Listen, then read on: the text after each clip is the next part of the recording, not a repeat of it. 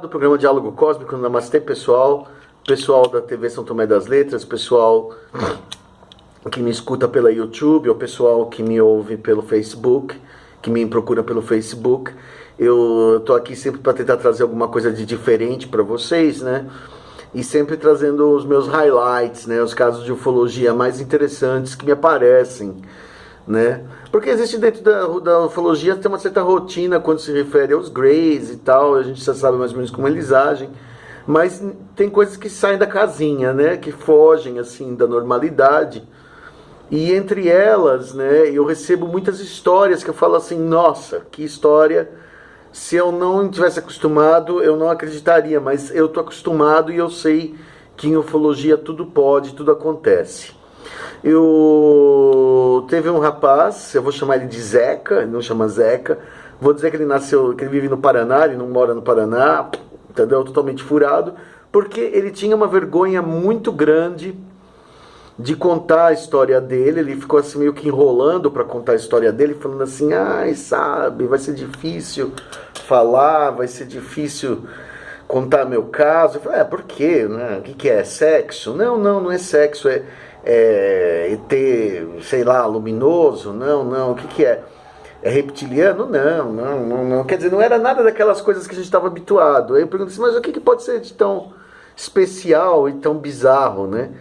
Aí ele falou assim pra mim, olha, o meu caso é esquisito, eu tenho vergonha até de contar até pra você, entendeu? E muito menos não tenho coragem de contar pros meus parentes, nem pros meus amigos. Simplesmente eu vi um ser de 20 centímetros. Eu falei, tá. Um sigma, né? A gente chama em ufologia clássica de sigma. Qual é essa classificação? Na ufologia científica mais antiga, aquela dos anos 70... começo dos anos 70 e tal, a coisa não se dividia tanto em espécies como Greys e reptilianos e pleiadianos e etc, e sirianos e lirianos, porque não se sabia muito sobre eles e muitos tipos. Então a gente dividia em alfa, beta, gama, né?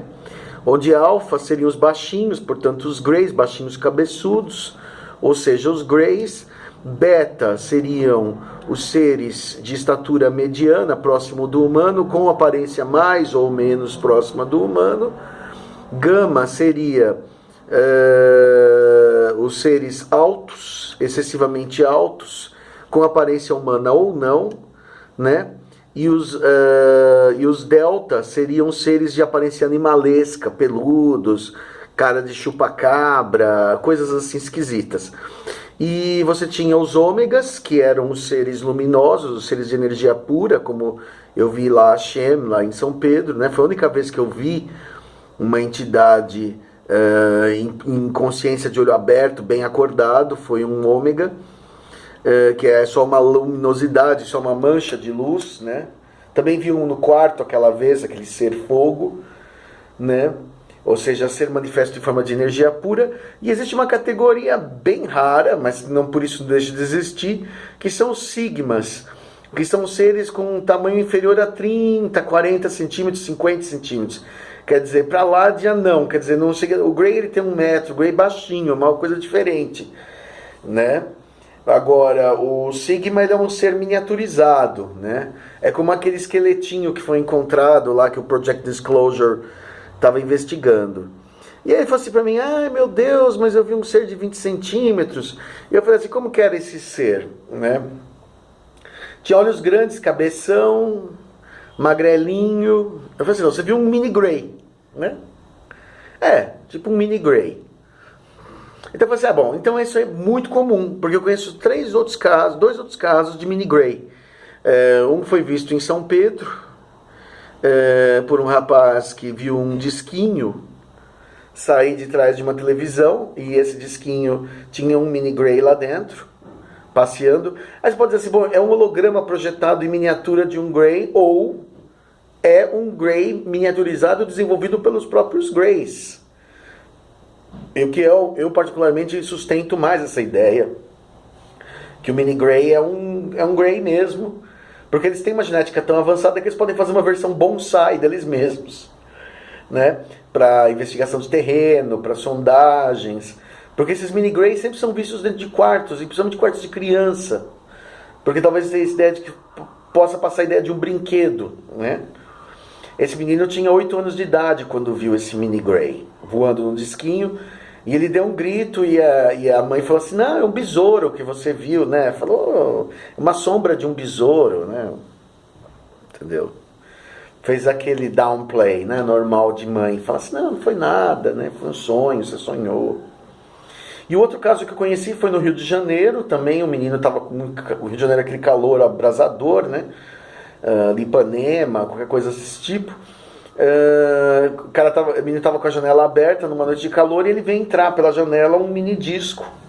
Um mini disco de uns 50 centímetros, 40 centímetros, tamanho de uma pizza, né? E dentro também tinha um mini Grey, numa redomazinha. E ele, assim, ao mesmo tempo que achou bonitinho, ele sentiu muito medo, né? Lógico. Então, aquela mistura do infantil, né? Por exemplo, do brinquedo, do sonho, com o bizarro, né? Com o que não dá para se entender, né? E ele sentiu muito medo e gritou, e o disquinho ficou passeando, ele ficou debaixo da coberta, olhando assim, né? Até que o mini Grey deu a voltinha pelo quarto, saiu por onde entrou. E ele também correu para a mãe, e a mãe também disse, foi um sonho, você sonhou com uma borboleta bonita, não sei o quê, uma besteira qualquer. E nesse terceiro caso, esse rapaz, isso foi agora em janeiro, 16 de janeiro de 2016, né, esse Zeca, que eu vou chamar de Zeca, né, ele entrou no quarto para dormir, né, ele mora numa cidade de interior, foi mexer no celular, e a celular, como você sabe, tem uma certa claridade, né? E aí com a claridade, eu vou ler o que ele exatamente escreveu. Com a claridade do meu celular, eu olhei meio de relance e vi uma coisa, mas não acreditei. Eu pus de novo a luz no celular para ver o que estava vendo. Quer dizer, ele dirigiu o celular para aquela coisa que ele estava achando estranha. Estava a mais ou menos 1 metro de mim e a 1 metro do chão. Quer dizer, além de ser uma criaturinha, ele estava levitando a 1 metro do chão, estava voando a 1 metro do chão, não estava num disquinho, estava solta voando ali, levitando a 1 metro de altura. Ele falou assim, isso me aconteceu, né? Ele fala assim, eu não sei se fala com os meus familiares. Eu acho que eu aconselho você não falar, a não ser que eles sejam interessados em ufologia, ou pessoas muito abertas, ou pessoas meio new age, místicas, ou espíritas, ou qualquer coisa desse tipo. Mas se for evangélico, católico normal, acho que você vai fazer isso. Bom, ficou parado. Eu tenho certeza, não tenho certeza se foi a luz do meu celular que apagou ou se ele sumiu. Porque com a luz do celular ficou pouco claro, quer dizer, o celular vai dando aquela apagada e ele não viu mais o ser. O ser ele se aproveitou para sair fora. Eu não vi o ser sumindo e não consigo lembrar desse detalhe. Na hora também não pensei em fotografar, quer dizer, no aquele susto, né? Mas acho que ele sumiria, eu não sei bem, ele está escrevendo, ele sumiria mesmo, entendeu? Foi rápido, mas eu tenho certeza do que eu vi. Depois disso eu passei a ter sonhos, meu Deus. Eu lembro bastante do momento. Eu lembro dele desaparecendo, eu não lembro bem. Tem horas que ele fala que lembra dele desaparecendo, tem horas que ele fala que ele não lembra dele desaparecendo. Logo depois eu acertei a luz e acendi a luz e fiquei tentando pensar no que tinha visto. Quer dizer, é natural, isso aí é uma coisa que geralmente acontece quando uma pessoa é abduzida. A primeira coisa que ela faz, ela acende a luz, ela fica na claridade.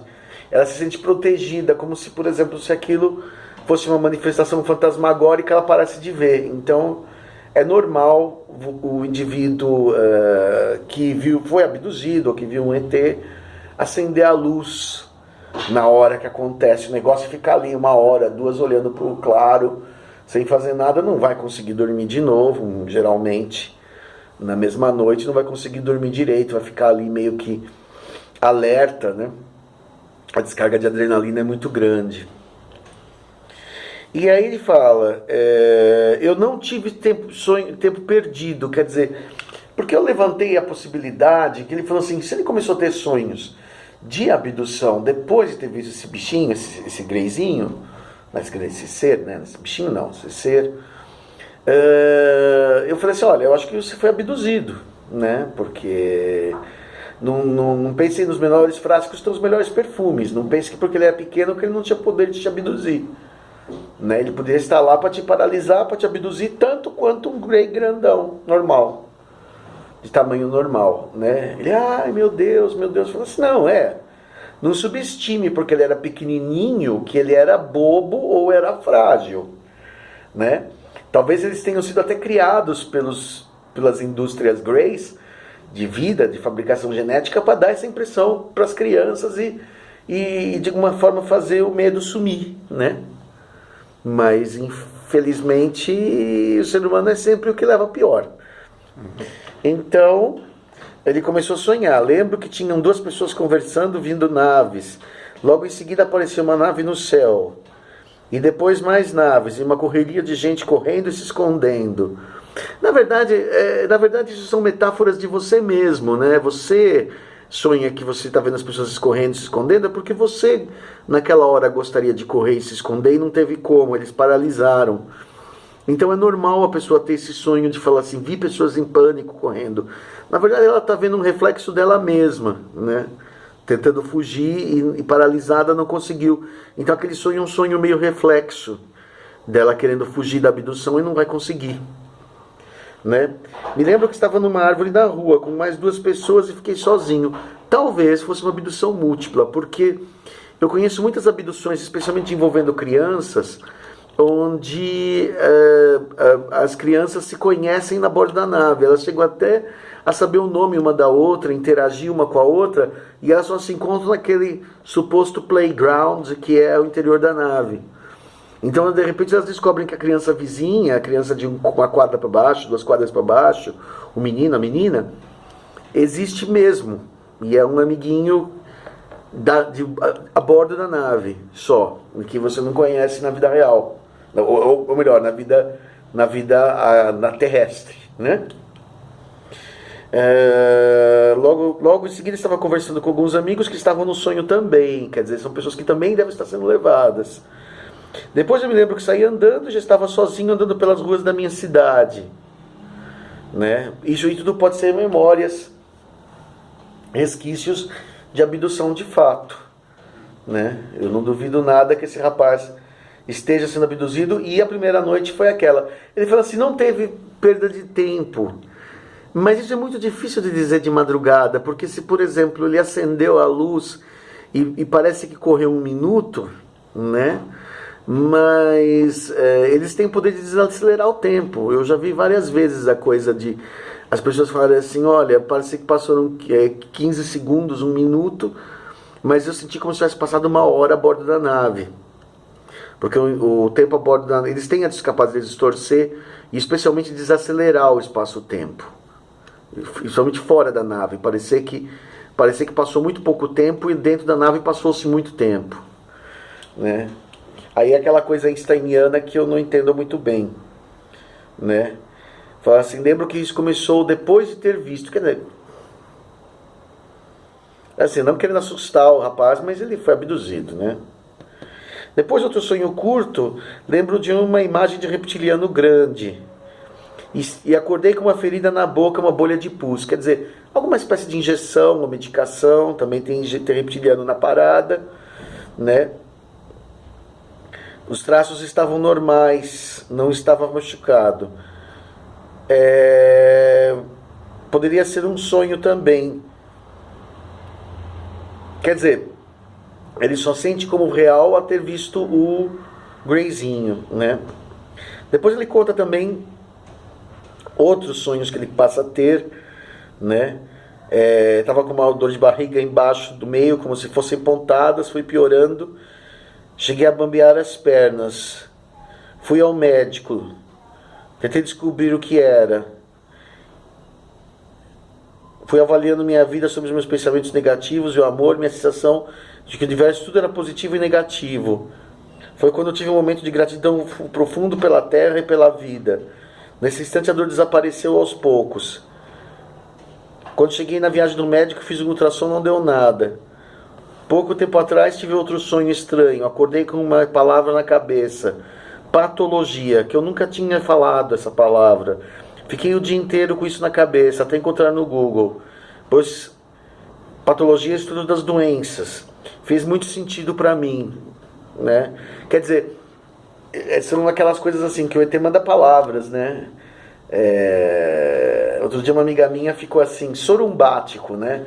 Eu tava de mau humor e ela falou assim, o que quer dizer sorumbático, né? Eu falei assim, de mau humor, como eu estou agora. Eu tava muito de mau humor, né? Ah, tá. Às vezes eles mandam essas palavras. Vi um vídeo que você fala de sensitivos, indiquei com tudo que você citou, o que você acha disso? Bom, o que eu acho é que é um despertar espiritual normal que acontece no cenário da pós-abdução, é o famoso presente da abdução. A abdução deixa essa sequela, que é um aumento da paranormalidade, que você vai desfrutar daqui pra frente, né? Isso é comum a todos os casos, seja mini grey, greyzinho, greyzão, reptilianinho, reptilianão, insetinho, insetão, seja lá que ET você vai encontrar, pleiadianinho, pleiadiano grandão, loiro, moreno, negro, mulato, japonês, seja que ET você for encontrar, isso vai expandir o seu chakra aqui coronário, o seu chakra, o seu terceiro olho, o seu, entendeu? Vai expandir os seus chakras superiores e você vai ficar mais paranormal, porque eles têm isso aí aberto, né? Então, assim, só por você encontrar com eles, eles já fazem um tratamento de abertura dos chakras natural, tá bom? Mas, falando pro Zeca, não ficar assustado, tá? Que eu acredito nele, que existem esses seres sigmas, inclusive, para as pessoas que não conhecem essa classificação antiga, deixa eu ver se eu tenho aqui a foto, se a foto aparece. Você tem a foto alfa, beta, gama, delta, ômega e pequenininho aqui, o sigma, tá? Que são esses mini greys, ou mini seres, não necessariamente greys, podem aparecer até mais humanoide, tá? Que eles são seres pequenininhos que existem na ufologia de uma forma sem frequência, não é frequente esse tipo de entidade, tá bom? É isso aí, pessoal. Chico Penteado, programa Diálogo Cósmico e Namastê.